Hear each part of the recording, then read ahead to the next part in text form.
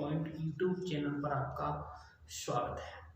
हम class 12th की chemistry का 3 चैप्टर आपको पढ़ा रहे हैं, जिसमें हम इससे पहले की वीडियो में ऑक्सीडेशन, रिडक्शन, ऑक्सीकरण और अपचयन अभिक्रियाओं के बारे में बता चुके हैं। इसके बाद हमने रेडॉक्स अभिक्रियाओं के बारे में भी आपको बताया था। आज हम बात करेंगे कि किसी भी अभिक्रिया के अंदर ऑक्सीकारक और अपचायक अभिकारक की पहचान किस तरीके से करेंगे। ठीक है, ऑक्सीकारक और अभिकारकों की पहचान करने के लिए हमको ऑक्सीकरण और अपचयन अभिक्रियाओं को अच्छी तरीके से समझना होगा। ठीक है, ऑक्सीकरण और अपचयन अभिक्रिया और इन दोनों को मिलाकर के रेडॉक्स अभिक्रियाओं को यदि आप अच्छी तरीके से समझ लेते हैं तो आप ऑक्सीकारक और अपचायक अभिकारकों की पहचान आसानी से कर सकते हैं। ठीक है, तो चलिए बच्चों, हम आपको ऑक्सीकारक और अभिकारकों की पहचान, अपचायकों की पहचान कराते हैं। ठीक है, इससे पहले हम ऑक्सीकरण, अपचयन या रेडॉक्स अभिक्रिया के एक उदाहरण पर छोटी सी बात करते हैं। ठीक है, देखिए बच्चों, हमने इससे पहले की वीडियो में आपको बताया था कि जिस अभिक्रिया में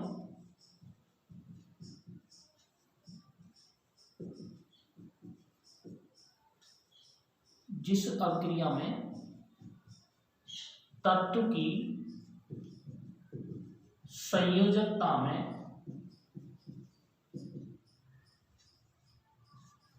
वृद्धि होती है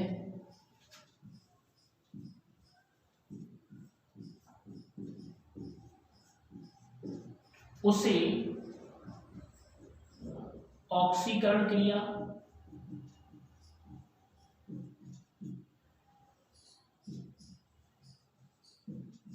उसे ऑक्सीकरण क्रिया कहते हैं। पहला पॉइंट तो आपको याद रखना है। ठीक है, किसी तत्व की संयोजकता में यदि वृद्धि हो रही है तो उस क्रिया को हम ऑक्सीकरण क्रिया कहेंगे, अर्थात उस पदार्थ का ऑक्सीकरण हुआ है। ठीक है, दूसरा आपका पॉइंट ये है बच्चों, जिस अभिक्रिया में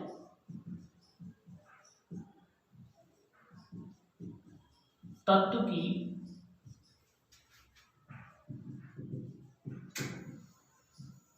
संयोजकता में कमी होती है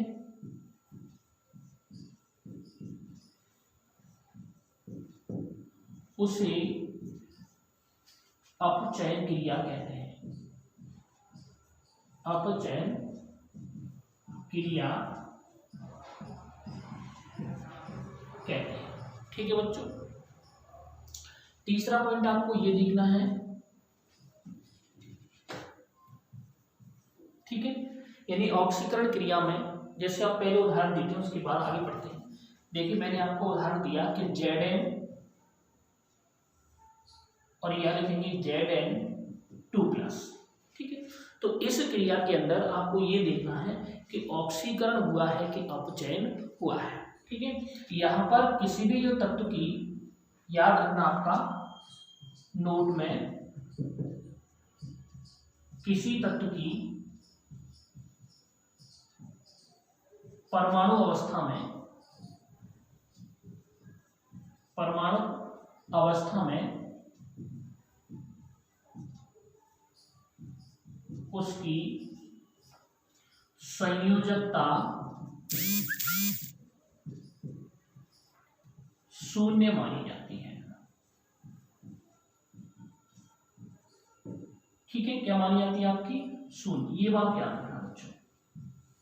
ठीक है, किसी तत्व की ऑक्सीकरण, देखिए यहाँ पर ये जिंक है आपका, जिंक एक स्वतंत्र परमाणु है और जिंक एक स्वतंत्र परमाणु होने के कारण इसकी यहाँ ऑक्सीकरण अवस्था क्या मानी जाएगी आपकी? शून्य मानी जाएगी। ठीक है, यहाँ पर इसने इलेक्ट्रॉन, 2 इलेक्ट्रॉन त्यागे, तो इलेक्ट्रॉन स्थानांतरण के आधार पर हमने बताया था कि जिस अभिक्रिया के अंदर इलेक्ट्रॉन निकाले जाते हैं, अर्थात इलेक्ट्रॉन त्याग दिए जाते हैं, उस क्रिया को हम क्या कहते हैं? ऑक्सीकरण क्रिया कहते हैं। ठीक है, यहां पर Zn आपका Zn2O में परिवर्तित हुआ, तो Zn का Zn2+ में क्या हुआ, ऑक्सीकरण हुआ। क्या हुआ, ऑक्सीकरण। तो हमारा Zn होगा वो आपका क्या काम करेगा, अपचायक का काम करेगा बच्चों। ठीक है, ये हम दूसरे उदाहरण के लिए देखें, हम Cu2+, 2 इलेक्ट्रॉन, ठीक है, और यहाँ बन गया आपका केवल Cu। तो इसने 2 इलेक्ट्रॉनों को क्या किया, ग्रहण, इसने 2 इलेक्ट्रॉनों को क्या किया, त्याग। तो जो इलेक्ट्रॉन का त्यागता है, ठीक है, यानी जो कोई तत्व इलेक्ट्रॉनों को ग्रहण करता है, तो इस क्रिया को हम क्या कहते हैं, अपचयन क्रिया कहेंगे।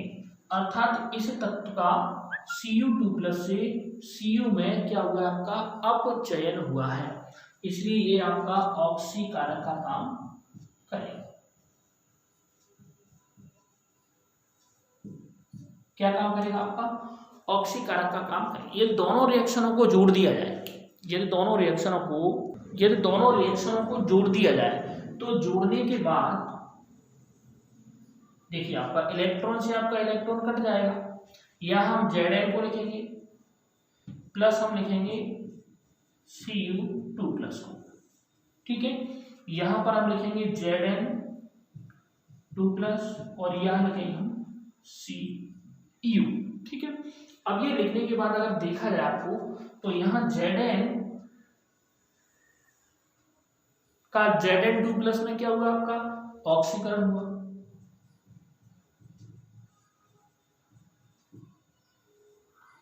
और Cu2+ का Cu में क्या हुआ भैया, अपचयन हुआ, ठीक है। तो जिस अभिक्रिया के अंदर ऑक्सीकरण और अपचयन दोनों एक साथ होते हैं, उस क्रिया को हम रेडॉक्स अभिक्रिया के नाम से जानते हैं। तो ये आपका कौन सी क्रिया होगी बच्चों, रेडॉक्स अभिक्रिया। इसको क्या कहेंगे, रेडॉक्स अभिक्रिया, ठीक है बच्चों। हमको यहाँ ऑक्सीकारक, हमारा इस वीडियो का जो मेन महत्वपूर्ण उद्देश्य आपको समझाने का ये है, आपको ऑक्सीकारक और अपचाय की पहचान आप कैसे करें, ठीक है। तो ऑक्सीकरण अपचाय की पहचान करने के लिए आपको अच्छी तरीके से ऑक्सीकरण और अपचयन क्रिया को समझना होगा, ठीक है। तो ऑक्सीकरण अपचयन क्रिया में समझने के लिए स्पष्ट बातों मैंने पहले कह दिया कि जिस अपक्रिया के अंदर किसी तत्व की संयोजकता में वृद्धि हो रही है वहाँ ऑक्सीकरण क्रिया होती है, और जिस तत्व की संयोजकता में कमी होती है वहाँ अपचयन क्रिया होती है। जिस पदार्थ का ऑक्सीकरण होता है वो अपचायक का काम करता है, और जिसका अपचयन होता है वो आपका ऑक्सीकारक का काम करता है, ठीक है। ये आपको बात याद रखना है, ठीक है। तो ऑक्सीकारक और अपचायक की बात पहचान करने के लिए अब हम यहाँ पर देखो, ऑक्सीकारक और अपचायक की जो महत्वपूर्ण थ्योरी आपकी ये है आपकी। एक बार और हम दूसरी अपक्रिया के बारे में आपसे बात करेंगे। चलिए देखो, Zn प्लस H2SO4, ठीक है। Zn H2SO4 से मिलकर के क्या बनेगा आपका Zn SO4 प्लस H, ठीक है। तो यहाँ Zn आपका Zn SO4 में परिवर्तित हो गया। यहाँ Zn की जो ऑक्सीकरण संयोजकता थी वो कितनी थी, 0, लेकिन यहाँ पर जाकर के उसकी ऑक्सीकरण अवस्था क्या होगी आपकी +2, क्योंकि SO4 पर क्या नेगेटिव होती है भैया, 2 नेगेटिव। तो यहाँ पर आप देखिए कि यहाँ से यहाँ तक जाने में यानी Zn की ऑक्सीकरण संख्या में क्या हो रही है, वृद्धि। तो ऑक्सीकरण संख्या में जहां वृद्धि होती है उस क्रिया को हम क्या कहेंगे, ऑक्सीकरण क्रिया कहेंगे। अर्थात Zn का Zn SO4 में क्या हो रहा है, आपका ऑक्सीकरण हो रहा है, ठीक है। अब हम H की बात करें, क्या बात करें हम, देखो हाइड्रोजन की बात करें, तो हाइड्रोजन की यहाँ पर +1 वैलेंस संयोजकता थी, लेकिन यहाँ पर इसकी संयोजकता क्या हो रही है बच्चों, 0। तो जहां पर संयोजकता घटती है वहां पर क्या होता है भैया, अपचयन होता है। क्या होगा आपका, अपचयन। बोल सही कह रहा हूं, यहाँ अपचयन होगा। अब अपचयन होगा तो ये आपका क्या काम करेगा, यानी Zn तो आपका क्या काम करेगा, Zn आपका अपचायक का काम करेगा, और हाइड्रोजन आपका ऑक्सीकारक का काम। देखिए यहां पर भी Zn आपका क्या था, अपचायक था, यहाँ भी Zn क्या था आपका अपचायक था, ठीक है। तो यहाँ पर ऑक्सीकरण और ऑक्सीकारक और अपचायक को पहचानने के लिए हम यहाँ क्या लिखेंगे, ठीक है, अपचायक, या अपन क्या कहेंगे ऑक्सीकारक, ऑक्सीकारक, ठीक है,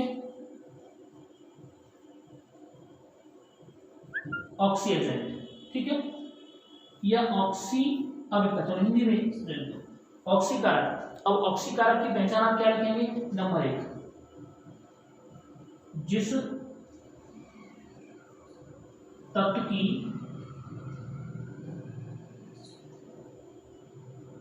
संयोजकता में, यह आप कैसे पहचान करोगे, जिस तत्व की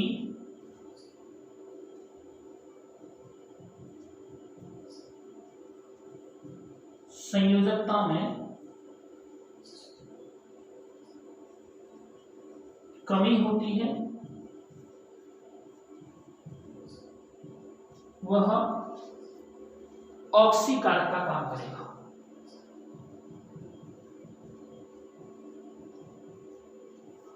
वह क्या कहलाएगा भैया, ऑक्सीकारक कहलाएगा, ठीक है। दूसरा फैक्ट ये रहेगा, जिस पदार्थ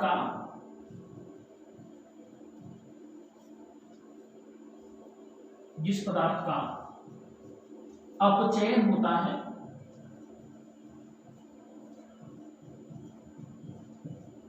वह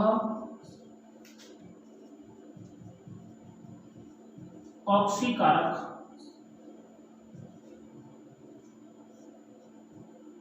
कहलाता है। ये बच्चों आपको याद रखना है कि जिस तत्व की संयोजकता में कमी होती है वह ऑक्सीकारक कहलाएगा, या जिस पदार्थ का अपचयन होता है वह ऑक्सीकारक कहलाएगा। तो क्या यहाँ पर दोनों ही बात है, Zn की ऑक्सीकरण संख्या में क्या हो रही है, आपकी वृद्धि हो रही है, यहाँ कॉपर की संयोजकता में क्या हो रही है, कमी। यहाँ +2 से कहां पर जा रहा है भैया, ये +0 पर जा रहा है। तो यानी जिसका Cu2+ का ऑक्सीकरण हुआ काय में, C में, तो ये आपका अपचयन हुआ Cu2+ का अपचयन हुआ आपका कॉपर के अंदर, यानी ये काय का काम करेगा, ऑक्सीकारक का काम करेगा, ठीक है। यानी इसकी संयोजकता में क्या हो रही है, आपकी कमी। यहाँ पर ये Cu2+ है और Cu2+ ये कहाँ जा रहा है, Cu0 में जा रहा है, यानी इसकी यहाँ पर संयोजकता क्या है, आपकी 0। तो जिस तत्व की संयोजकता में कमी होती है वो आपका ऑक्सीकारक कहलाएगा, या जिस पदार्थ का अपचयन होता है, तो यहाँ Cu2+ Cu में अपचयित हो रहा है, इसलिए आपका ऑक्सीकारक का काम करेगा, ठीक है। तो पहला पॉइंट आपको ऑक्सीकारक की पहचान करने के लिए क्या करना है, आपको जिस तत्व की संयोजकता में कमी हो रही हो वो ऑक्सीकारक कहलाएगा, ठीक है, और जिस पदार्थ का अपचयन होता है वो ऑक्सीकारक आपका कहलाएगा, ठीक है। चलिए आगे और बढ़ते हैं, तब तक आप इसका स्क्रीनशॉट ले लीजिए, हम अपचायक के बारे में आपको बताते हैं, ठीक है। देखिए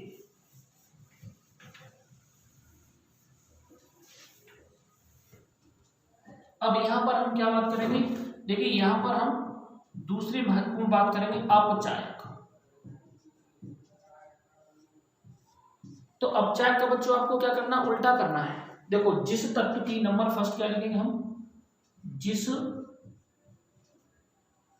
तत्व की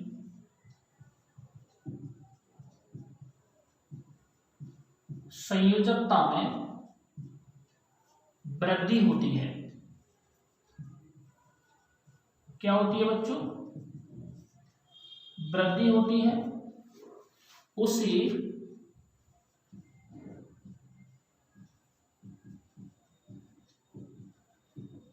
अपचायक कहते हैं,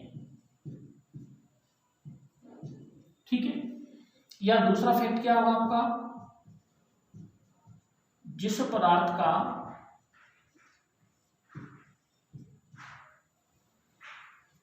ऑक्सीकरण होता है, ऑक्सीकरण होता है उसे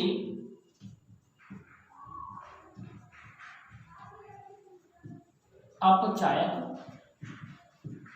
कहते हैं, ठीक है। ये दो बातों को अगर आप याद रखोगे आप ऑक्सीकारक और अपचायक को आसानी से पहचान सकते हैं। ठीक है, देखिए हम इसके ऊपर आपको एक एग्जांपल दिखाने जा रहे हैं। यहाँ हम लिखेंगे नंबर फर्स्ट 2 यानी 2FeCl3 और यहाँ लिखेंगे हम SnCl2। ठीक है बच्चों, यहाँ पर हम लिखेंगे आपका 2FeCl2 प्लस SnCl4। ठीक है, देखिए बच्चों इसका नाम लिखना आपको मैं पहले ही बता चुका हूँ। ठीक है, यहाँ पर ये 3 संयोजकता में कितने में आपका +3 में, इसका नाम होगा फेरिक क्लोराइड, होगा कि नहीं? यस, इसका नाम होगा आपका स्टेनस क्लोराइड। ठीक है, अब आप यहाँ देखेंगे ये आपका +2 संयोजकता में। ठीक है, संयोजकता को निकालने के लिए मैंने आपको पहले ही, अगर आप क्रॉस मल्टीप्लाई कैसे गुणा करोगे आप आसानी से 3 इसके ऊपर पहुंच जाएगा, Fe की संख्या बने Cl के ऊपर पहुंच जाएगी। ठीक है, अब यहाँ पर आप देखिए कि जो हमारा Fe है वो देखो यहाँ FeCl3 से Fe2 प्लस में परिवर्तित हो गया। ठीक है, और हमारा जो Sn है वो Sn आपका Sn2 से 4 प्लस में चेंज हो गया। तो सबसे पहले तो बच्चों आपको ये देखना है कि इसके अंदर कहां पर ऑक्सीकरण हुआ है और कहां पर आपका अपचयन हुआ है। तो परिभाषा पे आप जाओगे, कहां जाओगे बच्चों? परिभाषा पे अगर आप जाते हो तो जिस तत्व की संयोजकता में वृद्धि होती है उस क्रिया को ऑक्सीकरण, तो देखो इस क्रिया को अपन क्या कहेंगे? ऑक्सीकरण कहेंगे। ठीक है, और इसमें कमी हुई है 3 से 2 में आया है तो इसको क्या कहेंगे हम? अपचयन कहेंगे। अब FeCl3 का FeCl2 में क्या हुआ है? अपचयन हुआ है। तो यहां पर FeCl3 यानी आपका जो Fe होगा वो आपका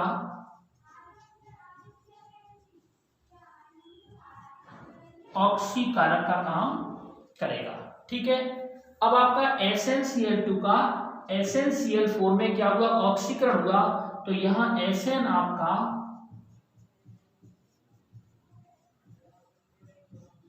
ऑक्सीकारक का काम करेगा। परिवार पर जाइए, जिस तत्व की संयोजकता में कमी होती है वह आपका ऑक्सीकारक कहलाएगा। क्या कहलाएगा बच्चों? जिस तत्व की संयोजकता में कमी हुई है। ठीक है, पहले हमने क्या है? ऑक्सीकरण, तो जहां ऑक्सीकरण का मतलब क्या हुआ? SnCl2 क्या हुआ? SnCl4 में, तो ये SnCl2 का ऑक्सीकरण क्या हुआ? SnCl4 में। ठीक है, सॉरी ये आपका उल्टा कर दिया मैंने, देखो इसका हुआ ऑक्सीकरण हुआ तो ये आपका क्या काम करेगा? अपचायक।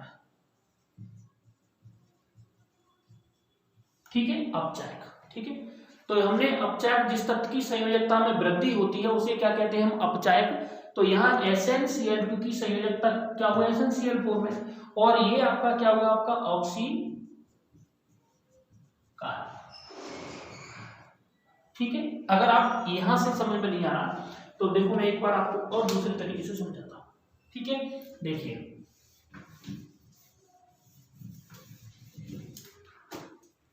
देखो यहाँ Fe3 प्लस है आपका, Fe3 प्लस में कहा जा रहा है बच्चों? Fe2 प्लस में। तो यानी यहाँ क्या हुई? संयोजकता में क्या हुई? कमी, और कमी होने वाला क्या कहलाएगा? आपका ऑक्सीकारक। तो यहाँ ये क्या कहलाएगा? आपका ऑक्सीकारक। ठीक है, और यहाँ Sn आपका 2 प्लस से कहा जा रहा है बच्चों? Sn4 प्लस में, तो यहाँ पर क्या हुई? आपकी वृद्धि, तो यानी ये आपका क्या हुआ? अपचायक। ठीक है, तो जिसमें तत्व की, अब यहाँ पर FeCl3 आपका FeCl2 में अपचयन हो रहा है तो आपका FeCl3 क्या कहलाएगा? आपका ऑक्सीकारक कहलाएगा। यह स्टेनस क्लोराइड स्टेनिक क्लोराइड में ऑक्सीकृत हो रहा तो यहाँ ये अपचायक का काम करेगा। ठीक है, इस तरीके से आप ऑक्सीकरण और अपचयन की, देखो दूसरा एग्जांपल आपको मैं और देता हूं, 2FgCl2 प्लस आपका SnCl2। ठीक है, यहाँ पर आपको दूसरा एग्जांपल ये रहेगा तो इसको आप देखोगे आप, ठीक है। देखिए यहाँ पर Hg2 क्या हुआ आपका Cl2 का, प्लस यहाँ क्या होगा SnCl4, ठीक है। अगर ये SnCl4 हो रहा है, आप इसमें क्या करोगे, देखिए यहाँ SnCl2 आपका कन्वर्ट होगा कहाँ पर, SnCl4 में, तो इसका मतलब यहाँ कौन सी क्रिया होगी आपकी, ऑक्सीकरण। और यहाँ पर Hg का जो कन्वर्जन हुआ है वो आपका क्या हुआ है, अपचयन। क्या हुआ बच्चों, अपचयन। क्योंकि यहाँ Hg आपका क्या है 2+ है, या कौन पहुंच गया आपका, वो 1+ में पहुंच गया। SnCl2 2+ में, ये क्या पहुंच गया आपका 4+ में पहुंच गया। तो यहाँ HgCl2 का क्या लिखेंगे यहाँ पर बच्चों, नोट। देखो SnCl2 का SnCl4 में ऑक्सीकरण हुआ है,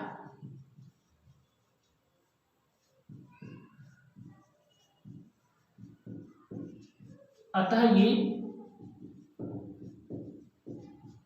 अपचायक का काम करेगा, अपचायक का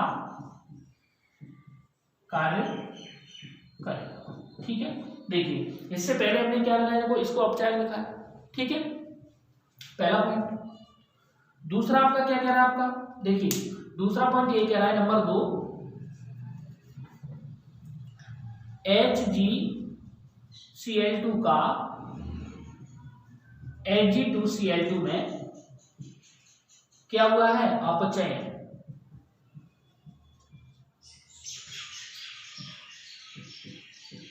हुआ है, अतः ये क्या का काम करेगा, ऑक्सीकारक का कार्य करेगा, ठीक है बच्चों। तो आपको एक बात अच्छी तरीके से समझ लेना चाहिए, जिसके तत्व की संयोजकता में कमी होती है, ठीक है, जिस किसी तत्व की संयोजकता में क्या होती है, कमी होती है, वह ऑक्सीकारक कहलाएगा। और जिस तत्व की या जिस पदार्थ की ऑक्सीकरण संख्या में क्या होती है, वृद्धि होती है, उसे क्या कहते हैं, अपचायक कहते हैं। तो यहाँ पर देखो SnCl को SnCl4 में अपचयन हुआ, तो इसकी संयोजकता में वृद्धि हुई, तो ये आपका अपचायक का काम करेगा। या HgCl2 का Hg2Cl2 में अपचयन हुआ, अतः ये ऑक्सीकारक का काम करेगा, ठीक है बच्चों। तो इस तरीके से आप किसी भी अभिक्रिया के अंदर ऑक्सीकारक और अपचायक की पहचान आसानी से कर सकते हैं, ठीक है। फटाफट से स्क्रीनशॉट ले लीजिए, इसके बाद एक एग्जांपल हम आपको और बताते हैं, ठीक है।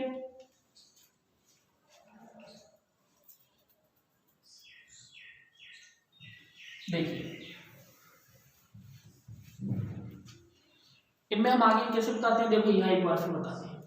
Hg का 2+ से Hg का 1+ में क्या हुआ, देखो यहां से और यहां तक संयोजकता में क्या हो रही है बच्चों, कमी, यानी ये अपक्रिया क्या कहलाएगी आपकी, अपचयन, ठीक है। जब ये अपचयन कहलाएगी तो Hg की संयोजकता में क्या हो रही है, कमी हो रही है। तो जिस तत्व की संयोजकता में कमी होती है वो क्या कहलाएगा आपका, ऑक्सीकारक। तो ये आपका क्या होगा बच्चों, ऑक्सीकारक, ठीक है। अगर हम इसकी बात करें वो Sn2+ कहाँ जाना है बेटा, Sn4+ में, तो यहाँ पर इसकी वृद्धि होगी, संयोजकता में वृद्धि हुई, वृद्धि होने से क्रिया कौन सी होगी, ऑक्सीकरण होगी कि नहीं। और ये अब क्या का काम करेगा, जिस तत्व की संयोजकता वृद्धि होती है वो अपचायक का काम करेगा, ठीक है। ये हो गया। अगर मैं यहां पर एक रिएक्शन एक छोटी सी और बात करूं, देखो 2Na plus Cl2 give out 2NaCl। तो देखो 2NaCl2 गिव आउट 2NaCl2। देखो यहां पर Na की बैलेंस की कितनी संयोजकता 0 थी, और 0 से वो कहां पहुंच गया आपका +1 में आगे का बढ़ गया। देखो यहां पर Cl2 की क्या थी, ये भी क्या थी 0, और ये भी क्या हो गया आपका माइनस में, यानी ये Cl2 Cl की भी जो ऑक्सीकरण अवस्था वो थी क्या थी, यहाँ पर 0 थी, ठीक है। और ये कार्य चला गया आपका माइनस में, ठीक है। तो यहाँ पर देखिए, अब आप यहाँ देखोगे आप, तो देखो कैसे पहचान करोगे आप, 2Na या Na को लेगा तो Na हमेशा क्या करेगा, Na प्लस एक इलेक्ट्रॉन देगा, इस एक इलेक्ट्रॉन को ग्रहण कौन करेगा, Cl1 माइनस, क्या बन जाएगा Cl माइनस। तो यहाँ पर सोडियम ने इलेक्ट्रॉन को दिया, तो सोडियम ने इलेक्ट्रॉन को दिया यानी ये क्रिया कौन सी होगी आपकी, ऑक्सीकरण। क्या होगी बच्चों, ऑक्सीकरण। लेकिन यहाँ Na का Na प्लस में ऑक्सीकरण हुआ तो यहाँ अपचायक क्या काम करेगा, Na हो गया अपचायक। ऐसे ही Cl है, Cl ने इलेक्ट्रॉन को लिया, क्रिया कौन सी होगी बच्चों, अपचायक। यहाँ Cl क्या करेगा आपका, ऑक्सीकारक का काम करेगा। क्या करेगा बच्चों, ऑक्सीकारक का काम करेगा, ठीक है बच्चों। इस तरीके से आप ऑक्सीकरण और अपचयन क्रिया को अच्छी तरीके से समझ सकते हैं, या उसमें ऑक्सीकारक और अपचयन की पहचान आराम से कर सकते हैं, ठीक है। इसके लिए महत्वपूर्ण इंपोर्टेंट बात यह है कि आपको ऑक्सीकरण, सबसे पहले क्रिया के अंदर ऑक्सीकरण और अपचयन को पहचानना है कि कहाँ पर ऑक्सीकरण हुआ है, कहाँ पर आपका अपचयन हुआ है, ठीक है। उम्मीद करते हैं कि आपकी समझ में अच्छा आया हुआ, अगर आया हुआ है तो लाइक करें, कॉमेंट्स करें और वीडियो को शेयर करें। धन्यवाद।